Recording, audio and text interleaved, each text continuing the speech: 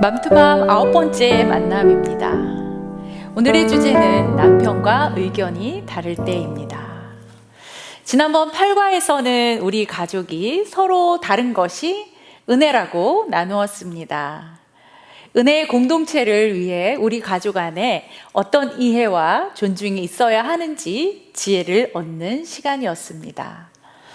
오늘은 남편과 의견이 다를 때 서로의 차이를 어떻게 다루면 좋을지, 하나님은 우리가 어떻게 하기를 원하시는지를 살펴보겠습니다.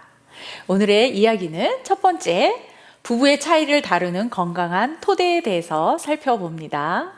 그 다음에는 남편과 의견이 다를 때 우리가 취해야 하는 건강한 방식에 대해서 다룰 예정입니다. 그리고 세 번째는 훈육에서 생길 수 있는 부부의 차이를 어떻게 해소할 수 있을지에 대해서도 살펴보겠습니다. 그리고 마지막에는 원가족 안에서 일어나는 차이에 대해서 어떻게 반응하고 어떻게 가정을 보호할 수 있는지 지혜를 얻는 시간이 될 것입니다. 여러분은 남편과 모든 생각들이 잘 통하시는가요? 잘 통할 때도 있고 또 잘 통하지 않을 때도 있습니다. 이런 현상은 어느 부부에게나 다 동일합니다. 늘 서로의 의견이 잘 통하면 얼마나 좋을까요? 그런데 우리는 서로 다르기 때문에 종종 의견이 맞지 않아서 갈등하고 또 마음이 상할 때가 있습니다. 그런 상황이 심해지면 부부 생활에 금이 가거나 또 구멍이 생기기도 합니다. 그렇다면 남편과 아내가 서로 의견이 안 맞고 서로 충돌할 때 우리는 어떤 식으로 반응하고 어떻게 그런 불일치들을 다루어야 할까요? 여러분은 남편과 의견이 맞지 않을 때, 또 의도하지 않은 의견 충돌이 있을 때 주로 어떻게 대처하셨는가요? 잠시 우리의 기억을 떠올려 볼까요? 혹시 우리 자녀들이 보고 있는 공간에서 서로 옥신각신하며 다투거나 또 아이들에게까지 고통을 주고 있지는 않았는지요? 불일치가 일어났을 때, 의견 충돌이 일어났을 때 우리가 어떤 식으로 대응했는지 한번 떠올려 보십시오. 문을 쾅쾅 닫거나 쿵쿵 소리를 내면서 걷거나 설거지를 하면서 분노를 표출하거나 아니면 내 이야기를 들어달라고 소리를 지르거나 또 가방을 챙겨서 밖으로 나가버리거나 그렇게 하지는 않으셨나요? 부부간의 불일치를 어떻게 다루느냐 하는 것은 우리의 결혼 생활에 아주 큰 영향을 미칩니다. 그리고 우리의 자녀들에게는 더 큰 영향을 미치고요. 심지어는 우리 자녀의 자녀들에게까지도 영향을 미칩니다. 그렇기 때문에 부부간에 큰 문제가 있을 때나 의견의 불일치가 일어날 때는 건강한 토대 위에서 해결해 가는 것이 아주 중요합니다. 왜냐하면 건강하게 문제를 해결해야 건강한 가정을 세우게 되고 또한 우리의 자녀들도 부모의 건강한 모델링을 통해서 다른 사람들과 건강한 관계를 맺어갈 수 있기 때문입니다. 저는 남편과 관계가 아주 좋은 편입니다. 결혼한 지 30년이 되었는데도 아직 자타가 공인하는 인꼬 부부입니다. 그런데 이 인꼬 부부의 관계가 깨어지는 중요한 원인 중에 하나가 의견의 불일치로 인한 갈등 상황입니다. 의견이 서로 다를 때는 서로를 위한 공감 능력이 어디론가 사라져 버립니다. 그리고 오직 내 생각이 가장 합리적이고 현명하다는 자기 중심성에 아주 깊이 빠지게 됩니다. 제 생각이 더 옳다는 이기심과 교만이 어느 순간 나의 남편을 향한 서운함과 원망, 또 자존심 상실, 그런 부정적인 감정이 들어오면서 그동안 남편과의 사랑의 관계를 아주 쉽게 망각해 버릴 때가 종종 있습니다. 저는 그럴 때 어떻게 할까요? 사모는 마음이 힘들 때는 정말 갈 곳이 없는 것 같습니다. 그래서 저는 늘 교회로 갑니다. 우리 주님 밖에는 이런 마음을 아무에게도 공유할 수가 없는 것 같습니다. 저는 주님의 곁에 앉아서 생각을 합니다. 나에게 들어온 이 나쁜 감정은 무엇 때문인가? 나는 정말 나의 남편을 사랑하는가? 그렇다면 왜 남편의 의견에 공감을 하지 못하는가? 그러다 보면 현재의 갈등 상황을 어떻게 풀어가야 하는지, 또 마음의 준비와 생각의 정돈이 일어납니다. 남편과 의견이 다를 때 우리가 취해야 하는 방식은 저도 마찬가지인데요. 건강한 토대 위에서 그러한 문제들에 접근을 해야 한다는 것입니다. 그렇게 하기 위해서 마가복음 12장 28절부터 31절까지의 말씀을 경청해 보겠습니다. 다 함께 읽어보실까요? 서기관 중 한 사람이 그들이 변론하는 것을 듣고 예수께서 잘 대답하신 줄을 알고 나와 묻되 모든 계명 중에 첫째가 무엇이니까? 예수께서 대답하시되 첫째는 이것이니 이스라엘아 들으라. 주 곧 우리 하나님은 유일한 주시라. 내 마음을 다하고 목숨을 다하고 뜻을 다하고 힘을 다하여 주 너의 하나님을 사랑하라 하신 것이요. 둘째는 이것이니 내 이웃을 내 자신과 같이 사랑하라 하신 것이라. 이보다 더 큰 계명이 없느니라. 아멘. 우리를 향한 하나님의 가장 큰 계명은 사랑이라고 하십니다. 이 큰 계명이 가장 먼저 실천되어야 할 곳은 어디일까요? 바로 우리의 가정입니다. 이 말씀에 비추어 보면 부부 사이에 가장 중요한 것은 바로 서로를 향한 사랑입니다. 하나님께서 우리에게 예수 그리스도를 통해 부여해 주신 크신 사랑에 대한 우리의 가장 첫 번째 반응은 바로 내 곁에 있는 배우자를 내 몸과 같이 사랑하는 것이 아닐까요? 이 말씀이 여러분에게 힘든 과제가 되지 않기를 바랍니다. 건강한 토대를 만들기 위한 두 번째 방식은 하나님의 도우심을 전적으로 의지하는 것입니다. 건강한 토대를 만드는 것은 혼자 하는 것보다는 둘이 함께 하는 것이 낫고 둘보다는 셋이 더 낫습니다. 전도서 말씀을 보실까요? 두 사람이 한 사람보다 나음은 그들이 수고함으로 좋은 상을 얻을 것임이라. 혹시 그들이 넘어지면 하나가 그 동물을 붙들어 일으키려니와 홀로 있어 넘어지고 붙들어 일으킬 자가 없는 자에게는 화가 있으리라. 또 두 사람이 함께 누우면 따뜻하거니와 한 사람이면 어찌 따뜻하랴. 한 사람이면 패하겠거니와 두 사람이면 맞설 수 있나니 세 겹줄은 쉽게 끊어지지 아니하느니라. 아멘. 이 말씀은 기독교 공동체 어디에서나 적용되는 말씀입니다. 부부관계이든 부모 자식 간의 관계이든 모든 종류의 관계에 적용이 가능한 말씀입니다. 이 말씀을 세번역으로 보면 그들은 서로 성공하기 위해 돕는다라는 뜻을 가지고 있습니다. 두 사람이 더 낫다는 말씀은 부부관계에 특별하게 더 적용이 되는 말씀입니다. 건강한 가정은 부부가 함께 세워가야 하고 무엇보다도 하나님과 함께 할 때 더 든든해져 갑니다. 그런데 여러분, 만약에 내가 싱글맘이라면 어떻게 해야 할까요? 만약 내가 싱글데디라면 어떻게 해야 할까요? 염려하지 마십시오.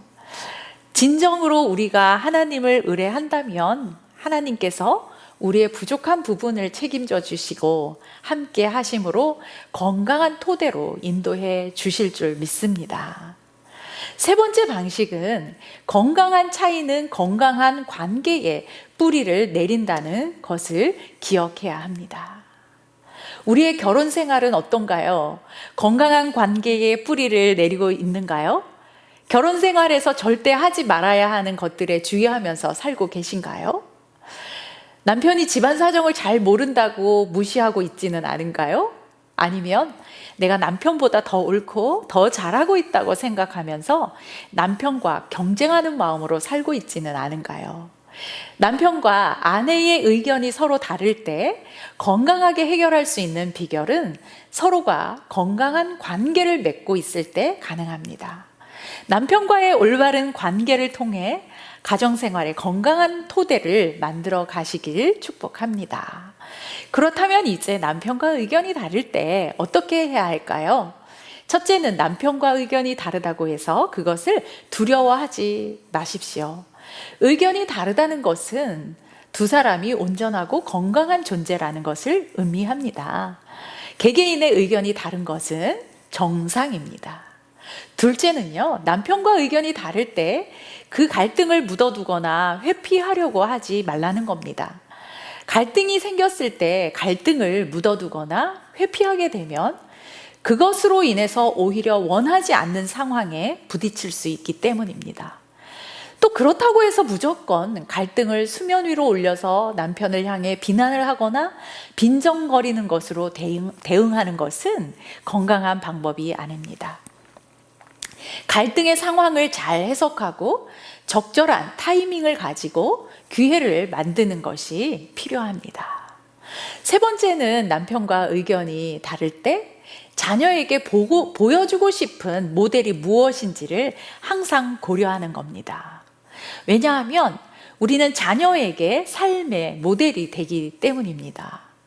우리 자녀들은 엄마 아빠가 어떻게 서로 다른 의견을 조정해 나가는지 그것을 통해서 본보기로 삼기 때문입니다. 넷째는요, 남편과 의견이 다를 때 올바른 의사소통의 원칙을 적용하는 것입니다. 그 첫 번째는 처음에도 마지막에도 언제나 기도를 하는 것입니다. 하나님께 모든 상황을 주관해 달라고 맡기는 거죠. 남편을 변화시켜 달라고 기도하는 것보다는 먼저 나를 변화시켜 달라고 기도하는 것으로 출발을 하는 겁니다. 그 다음에는 남편의 언어로 말하는 겁니다. 8과에서 우리가 게리 체프먼의 5가지 사랑의 언어를 배웠죠.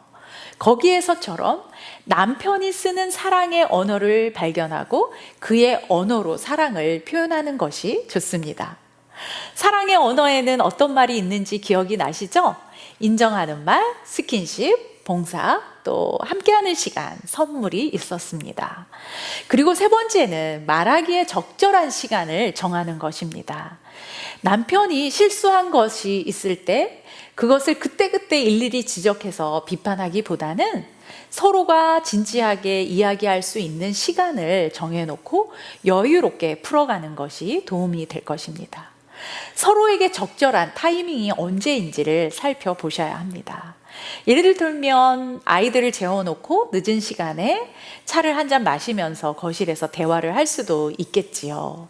아니면 주말에 따로 시간을 내어서 조용한 장소나 카페에 가서 대화를 할 수도 있을 것입니다. 꼭 부부간의 갈등이나 긴장이 있을 때만이 아니라 평소 이런 시간을 자주 갖는 것은 아주 좋은 것입니다. 그렇게 하다 보면 서로 생각을 진솔하게 표현하게 되고 나누는 기회가 많이 생기니까 서로 의견이 충돌되는 경험을 훨씬 더 줄여갈 수가 있는 것이죠. 그 다음에는 항상 먼저 서로를 인정해주고 감사와 존중을 표현하는 것입니다.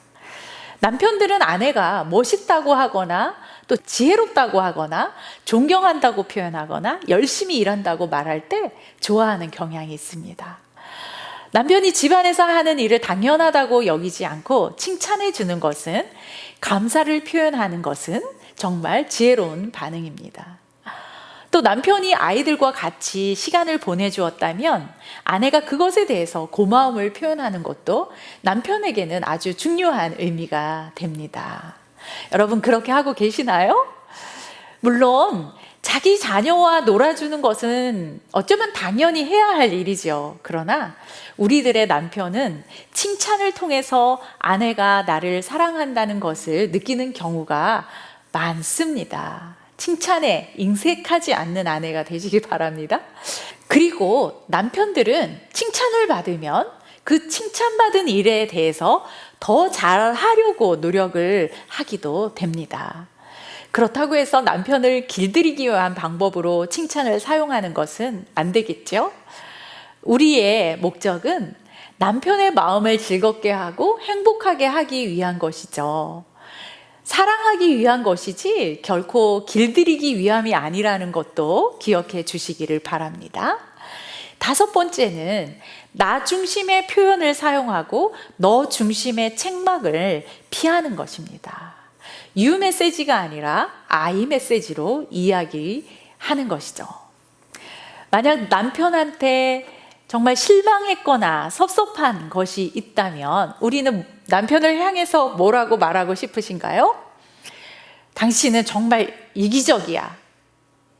당신은 어쩌면 그렇게 당신밖에 몰라? 그런데 여러분, 상대방의 마음을 이끌어내는 효과적인 언어 표현은 you 메시지보다는 I 메시지입니다. 여보, 아이들을 혼자 돌보기에는 내 몸과 마음이 너무 힘들어요. 여보, 오늘은 내 마음이 왠지 모르게 외로워요. 이렇게 나 중심의 표현을 사용하면 훨씬 더 상대방의 마음을 이끌어내는데 효과적입니다. 그런데 우리가 사실은 이 사실을 몰라서 못하는 것이 아닌 것 같습니다. 습관이 되지 않거나 훈련이 되지 않아서 I 메시지보다는 You 메시지가 더 익숙하기 때문에 적용이 되지 않는 것이죠. 그러니까 우리한테도 뭐가 필요할까요? 습관이 되도록 훈련하는 것이 도움이 되겠죠. 6번째는 절충안과 또 해결책을 제안하는 겁니다. 우리는 종종 아무 계획도 없이 아무 대책도 없이 무조건적으로 상대방의 의견이나 말을 거부하거나 무시할 때가 있습니다. 그건 아니지. 그건 이래서 안 되고 저건 저래서 안 돼요. 그런 식으로 목소리를 높여서 이야기를 하죠. 그런데 정작 남편이 그럼 어떻게 하면 좋을까라고 질문을 하면 또 마땅한 해결책이 없을 때도 많이 있습니다. 부부 사이에 무엇인가 다른 의견이 있다면 시간을 들여서 의논하고 절충안과 또 해결책을 위해서 노력을 해야 하는 거죠. 다음으로는 우리 자녀들과의 관계에서도 살펴보겠습니다. 훈육을 할 때, 남편과 서로 생각이 다를 때 이 부부간의 차이를 어떻게 해소할 수 있을까요? 훈육을 위한 부부간의 차이가 있을 때는 아무리 부부가 서로 다른 가치관을 가지고 있고 문화적 배경이 다를지라도 결코 해서는 안 되는 일들이 있습니다. 그것은 바로 자녀들 앞에서는 절대 싸우지 않아야 합니다. 부모가 서로 다른 의견을 가질 수는 있지만 그것으로 인해서 자녀들이 불안을 경험하거나 위협을 받거나 공포를 경험하게 해서는 안 되는 것이죠. 엄마 아빠가 싸우는 현장에 있는 우리 아이들은 어떤 곳을 경험하게 될까요? 바로 한마디로 말하면 지옥을 경험하게 됩니다. 자녀들은 부모가 심하게 다툴 때 부모가 생각하는 것보다 훨씬 더 많은 공포와 불안을 경험한다는 것을 꼭 기억하시기 바랍니다. 그 다음 2번째는 자녀들에게 엄마나 아빠 한쪽 편을 들도록 요구하지 말아야 합니다. 아빠 말이 맞는지 엄마 말이 맞는지에 대해서 자녀들에게 대답을 요구하면 안 된다는 겁니다. 그렇게 되면 한쪽 부모를 무시하는 상황이 되기 때문입니다. 또 그렇게 할 때 자녀들의 정서와 건강에도 매우 해롭기 때문입니다. 3번째는 남편을 경멸하거나 무시하지 말아야 합니다. 왜냐하면 자녀들에게 아빠는 어떤 존재일까요? 아빠는 든든한 버팀목이고 신뢰하고 따라가야 하는 어른이 되기 때문입니다. 아빠는 하나님처럼 때로는 하나님 대신 자녀들에게 인생길을 가르쳐주고 인도하는 대상이 되기 때문이죠. 그렇기 때문에 자녀들이 아빠를 어떤 존재로 보게 할지는 엄마의 역할이 아주 중요합니다. 위에서 언급한 하지 말아야 할 이 3가지가 여러분의 마음속에 꼭 기억되기를 바랍니다. 그렇다면 구체적으로 훈육에 관한 부부간의 차이가 있을 때 어떻게 하면 좋을까요? 첫 번째는 서로의 자녀 교육 배경을 이해하는 것이 도움이 됩니다. 남자와 여자가 결혼해서 아이를 낳아 기르면 그동안 의식하지 않았던 각자의 집안에서 겪은 자녀 교육 방식과 원칙들이 깨어나기 시작합니다. 그러다 보면 각자가 경험한 육아와 훈육 방식이 충돌하면서 서로에 대한 오해와 불만이 생길 수 있습니다. 그래서 부부는 서로가 받은 자녀 양육 배경에 대해서 서로 이야기를 나눌 수 있어야 되겠고, 그것에 대해서 이해를 해야 됩니다. 아무리 내가 경험한 자녀 교육 방식이 더 좋아 보여도 일방적으로 그것을 상대방에게 강요하거나 또 상대방의 경험과 가풍을 무시하는 것은 바람직하지 않은 거죠. 둘째는 부부간의 자녀 양육에 대한 공동의 목표를 세워야 합니다. 그리고 이 공동의 목표를 어떻게 완성해 가야 할지에 대해서도 함께 논의하고 함께 이루어 가야 합니다. 셋째는 서로의 차이점에 대해서는 은밀하게 의논하고 서로 일치한 결과에 대해서만 공개하는 것입니다. 그리고 나서는 서로가 틀릴 수 있다는 것을 즐겁게 받아들이셔야 합니다. 여보, 내가 틀렸어요. 내 생각이 좀 짧았네요. 미안해요. 라고 말하는 것에 대해서 어려워하지 마시기 바랍니다. 그런데 그것이 쉽지는 않으시죠? 그러나 인정할 것은 인정하면서 사는 여러분이 되기를 바랍니다. 우리가 서로 맞지 않았을 때 미안하다고 말해본 경험이 많이 있으실 겁니다. 참 신기하게도 이 미안하다라는 말을 했을 때는 정말 놀라운 능력이 일어나는 것을 보게 됩니다. 여러분도 경험해 보셨죠? 다섯 번째는 남편에게도 즐겁게 배우는 것을 선택하라는 겁니다. 그렇게 하기 위해서는 남편과 보내는 시간이 많아야 되겠죠? 남편에게는 우리가 소유하지 않은 다른 안목이 있을 수 있습니다. 남편을 통해서 우리가 보지 못한 안목을 갖게 될 것이라고 기대하시고 남편을 믿어보시기 바랍니다. 마지막으로 이제 하나님께도 즐겁게 배우는 것을 선택하라고 말씀드립니다. 지속적으로 기도하면서 하나님께 배우는 것, 우리의 모든 불일치를 다루기 위해서 하나님께 기도하며 하나님께 배우는 것이 오늘의 중요한 포인트입니다. 부부가 서로의 차이를 인정하고 용납하고 서로 사랑하며 또 자녀를 잘 양육하기 위한, 또 자녀를 잘 훈육하는 궁극적인 지침서는 바로 하나님의 말씀과 하나님의 인도하심이라는 것을 꼭 기억하시기 바랍니다. 지금까지 우리는 부부 서로 간의 차이를 해소하는 방법에 대해서 이야기했습니다. 그렇다면 마지막으로 이제 우리의 가정을 우리의 원 가족으로부터 어떻게 건강하게 보호할 수 있는가에 대해서도 살펴보겠습니다. 함께 읽어볼까요? 가족을 보호하고 경계선을 지키라. 교재에는 시댁과 친정이 선물이 될 수 있다고 써 있습니다. 여러분의 마음에 와 닿으시는가요? 우리는 서로의 가족 배경이 다르기 때문에 크고 작은 불일치들이 일어날 수 있습니다. 이런 불일치를 건강하게 다루려면 평소 내가 정상이라고 여겼던 것과 시댁에서 정상으로 여기는 것이 서로 다를 수 있다는 것을 받아들이는 마음이 필요합니다. 그러한 차이를 발견할 때 그 차이를 통해서 우리가 또 무언가 새로운 것을 배울 수 있기 때문입니다. 그래서 그 차이가 선물이라고 말하고 있는 것 같습니다. 그러면 실제로 가족 배경이 달라서 문제가 발생했을 때는 어떻게 하는 것이 좋을까요? 그때는 공격적으로 대하지 말고 말할 수 있을 때만 말하는 것이 좋습니다. 우리는 시부모와 관계가 가끔은 불편하거나 또는 서로의 양육 방식이 잘 맞지 않아서 불편할 수도 있습니다. 그러나 그럼에도 불구하고 우리는 우리 자녀들에게 할아버지, 할머니에 대해서 어떤 이야기를 해야 될까요? 좋은 이야기를 많이 해주어야 하죠. 우리 아이들이 할아버지, 할머니에 대해서 좋은 인상을 가질 수 있도록 도와주어야 합니다. 그래야지만 할아버지, 할머니가 돌아가시더라도 우리의 자녀들은 할아버지, 할머니를 귀하게 여기게 되고 또 가족의 유산도 귀하게 여기게 되기 때문입니다.